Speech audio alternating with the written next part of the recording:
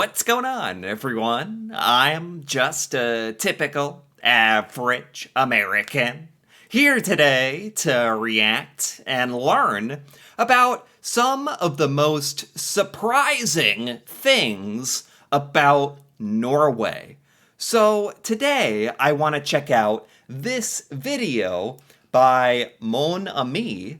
This is a woman who has moved from Portugal to Norway, and she is going to share some of the things that stuck out to her the most about Norway and how life is different in Norway. So I'm real excited to listen to this. Let's take a look. I'm going to start with the fact that here in Norway, everywhere you look on the street, every corner, every parking lot, you will definitely see a Tesla. If it's just one... A Tesla? You know, I've heard a little bit about this. You know what? Funny enough, I don't know if Norwegians know this, but this is probably one of the things Norway is most known for here in America. Like, us Americans, we don't know anything about Norway, really. Most Americans don't know anything. But this is something that tends to make the news a little bit. Something people are interested in is how Norway is really going electric cars, good for the environment, and how Norway, I think, has the most Teslas of any population of any country in the world. So this actually is something that is very surprising, but it's something that I've actually heard a little about. Tesla, then it's strange, you know? Sometimes they are parked in a row and maybe one drives through and you're like, another one. This would be so strange to experience because here in America, I mean, seeing a Tesla is a rare event. It's like when I see someone driving a Tesla, I'm like, whoa, whoa, whoa. Whoa, that was a Tesla. Hey, that guy has a Tesla. Like, it's special. It's not common. It's not normal. It's slowly becoming a little more popular, but they're still the least common vehicle in America. Sometimes if you're in a big city in America, they're a little more common, but this is just completely the opposite. It sounds like in Norway, it's like every car on the road is an electric vehicle. Like that would kind of blow my mind. And when I moved to Norway, this surprised me so much because in Portugal, I didn't even know what a Tesla was. No one talked about Teslas at that time. I actually think it's the country that has more Teslas, which is crazy. Correct? Yeah, I've never been in a Tesla. I've never ridden in any electric vehicle in my entire life because I've never had an opportunity. They're just not that common yet here.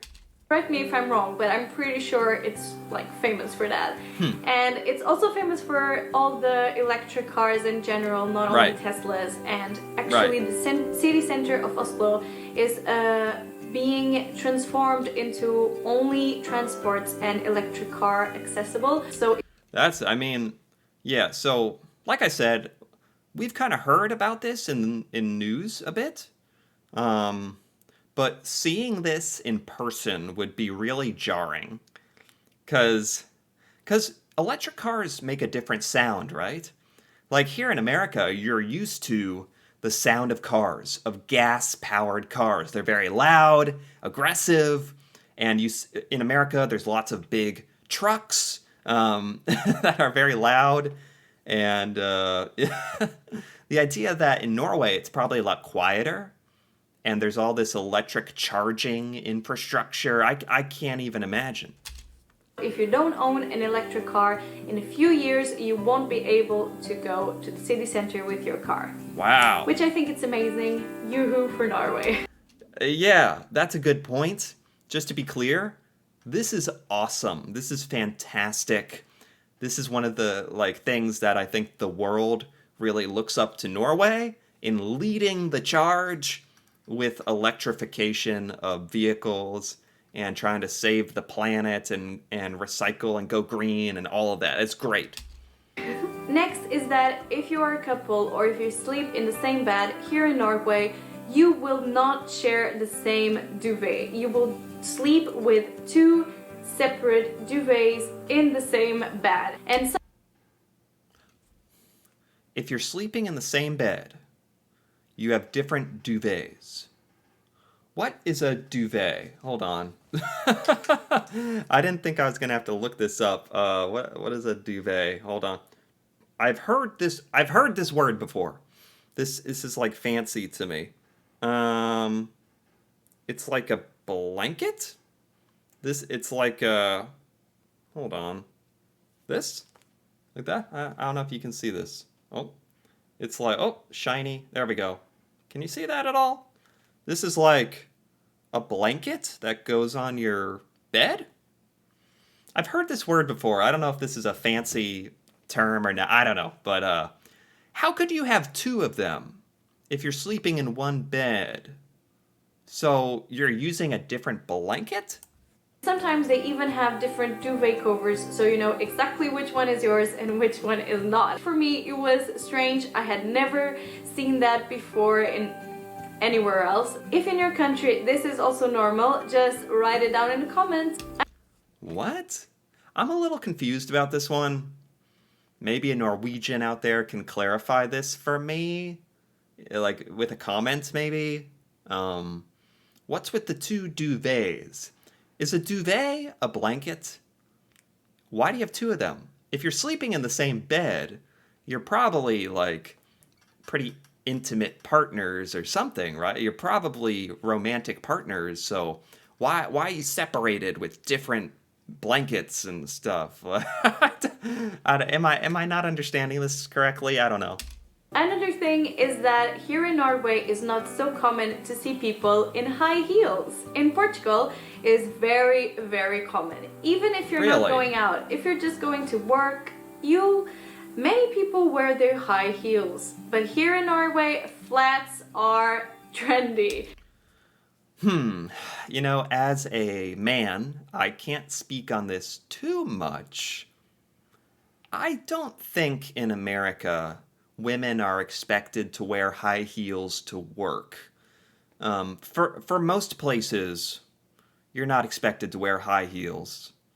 This might be a Portugal thing. I think America is kind of similar to Norway in this sense that people are dressing for comfort these days, and it's acceptable.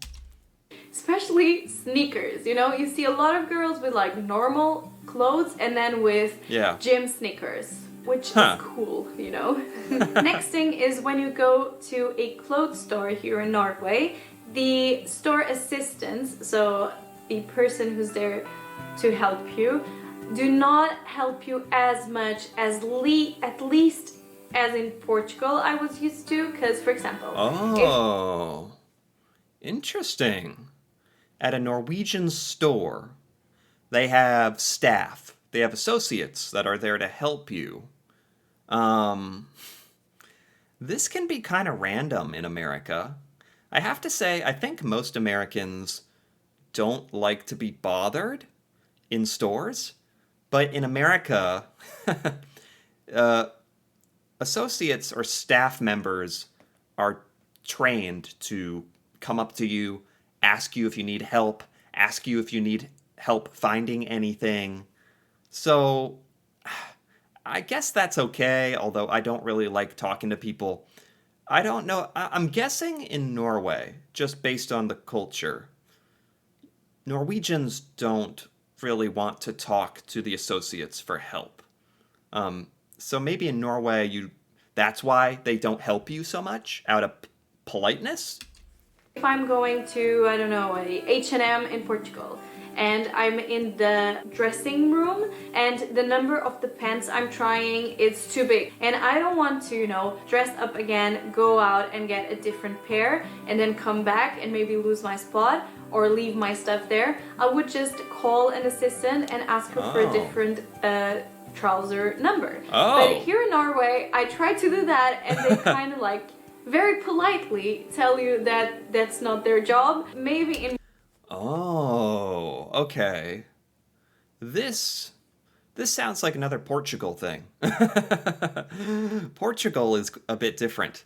I think the United States and Norway are somewhat similar here.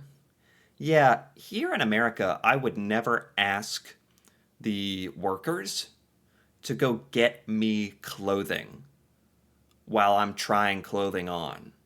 That would be too far. So I think it's the same in Norway. Like, they're just there to help you find something or to answer questions, right? I think that's probably similar.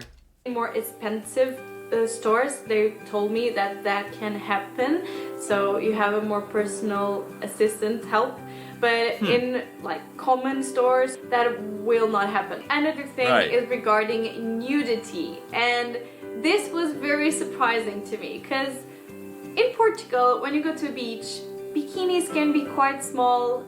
You know, people don't cover so much on the beach. A lot of people do topless. But here... Hold on. We're talking about nudity in Norway. So she's saying, in her experience, she's from Portugal. People are pretty open. People dress like pretty revealing, especially at the beach. I would say that's true here in America, too. Here, bikinis are quite big. People do not do topless on the beach. So I was expecting it to be a bit more conservative in terms of nudity. But I rapidly realized that people are very, very comfortable being naked in front of each other when... What? What? What? No, wait. I'm getting mixed reporting here. So she thought in Norway, people cover up a little bit more, especially at the beach. I think, based on some of the stuff I've seen, especially in like Norwegian commercials and stuff, I thought Norway is pretty open about sexual themes and nudity. Here in America, it's really weird here in America because we are okay with showing violence. We will show guns and gore and really terrible things. But we will not show nudity or sex. Those are absolutely taboo. But like it's okay for us to advertise medicine and drugs and show like death and violence on TV. But nudity is taboo here. It's very strange. But I think in Norway it's more normal. And it's like, for example, gym lockers, or even in many spas and saunas, it is obligatory to go naked, like completely naked in front of other people, and most people think that's okay. Whoa! Whoa! Is this true? I did not know this about Norway. If you're going to I don't go to a spa, but if you're going to certain places in Norway, it's normal to be naked in front of other people? Other people you don't know? Really? That is a big difference. Here in America, you're expected to be modest, like have a towel. You're supposed to do as much as you can to never be naked in front of someone else. That's for sure. So this is surprising. And also in TV series or shows, they're so at ease with showing body parts or talking about it more than I was expecting to. I have no... Okay, so that's what I was wondering about. So it is true in Norway, on TV in particular, there's also more nudity, more comfort around that kind of thing. It's starting to become a little more normal here in America. Every now and then you see some nudity on a TV show if it's R-rated, and and you're like, whoa, whoa, whoa. I wasn't expecting that. It's really jarring still for Americans, but it's slowly starting to become a little more normal here, but sounds nothing quite like Norway by the sound of it. So that's really interesting. This video has actually been quite interesting. We still have quite a bit to go through here. So I think I actually have to stop here for now, but I look forward to continuing the rest of this in part 2. So if you've enjoyed this so far, feel free to give this video a like or leave a comment, especially talking about any of the surprising Norwegian things we learned about here today. If these are true, any Norwegians out there who can explain some of this, that'd be awesome. And if you're interested in part 2 of this, or more videos like this, me reacting to Norway and learning about Norwegian culture, feel free to subscribe for more. And until then, thanks for watching, and see you next time.